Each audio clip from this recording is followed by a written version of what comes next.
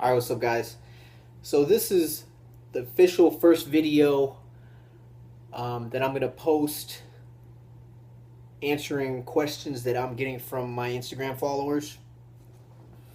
I posted something on Instagram saying that I'm going to start, posting videos answering specific questions that I choose on Instagram that I feel that are, the best questions that will help my followers and my viewers on YouTube and Instagram. So we'll start off with this question. This stood out in my head because I see a lot of people doing it, and I used to do it all the time in my past, and it was one of the biggest mistakes that I did as a bodybuilder. All right, so the question is from Instagram, Jeremy at Jeremy Lloyd, and that's JEREMYLLOYD. All right, his question was, what are your thoughts on repping past failure RPE ranges? Okay, so he's pretty much asking, what's my take on training to failure, meaning in the RPE ranges. So RPE ranges meaning 1 to 10, and failure being a 10. Okay? So this is my take on this, and again, if I haven't said this, these answers that I'm going to give you guys are strictly, my opinion, my take on things, and what I recommend, just advice. All right? So, what are your thoughts on repping past failure? I don't believe in training to failure anymore just because it's not smart, it's working hard. Okay? There's a couple things that will change when you're training to failure day in and day out, every set, every day. What happens when you train to failure, a 10, an RP scale of 10, you are just blasting your muscle, you're just toasting it, okay? And then that next set, you are just toasted from training to failure. You will not be able to hit the same amount of reps with that same weight the next set if you train to failure that previous set, okay?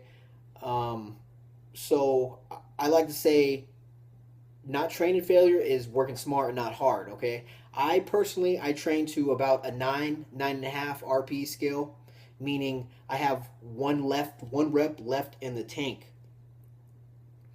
Okay, half a rep to one rep in the tank. Okay, so you're saving it. Okay, that means, let's say you're doing bench press 225, 2 plates, and you're going for 10 reps. You're going to find that weight that matches that best on an RP scale of 9 or 9.5. Okay, so you're going and you got one left in the tank. That's when you're going to stop. That's your set.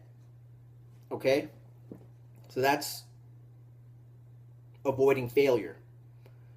Okay, I used to think that training to failure was the best. You're killing it.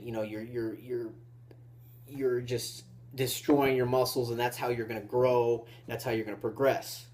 Okay, progression comes from, I believe, the principle progressive overload, meaning you're making progress by adding more resistance, more weight.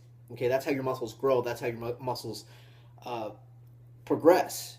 You're adding more weight.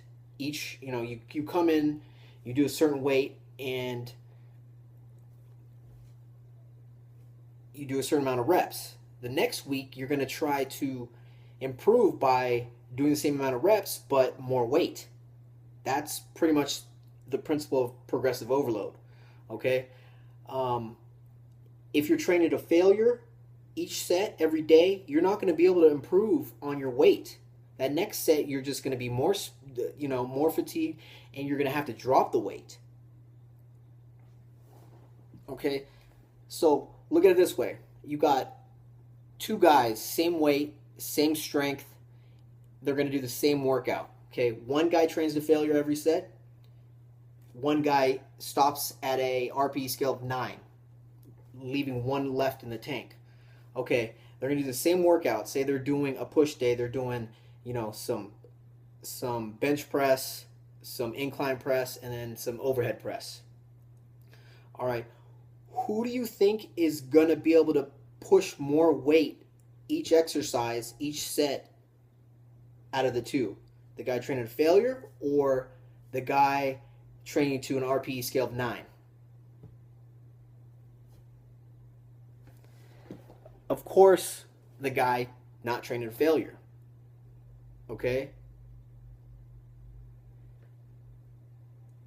And that's really how I can explain it. I don't want to keep these I don't want these videos longer than 5 minutes, so I'm gonna try to keep it short. But that's pretty much my take on training to failure in a nutshell. So, all right, guys. Hope that helped, and peace.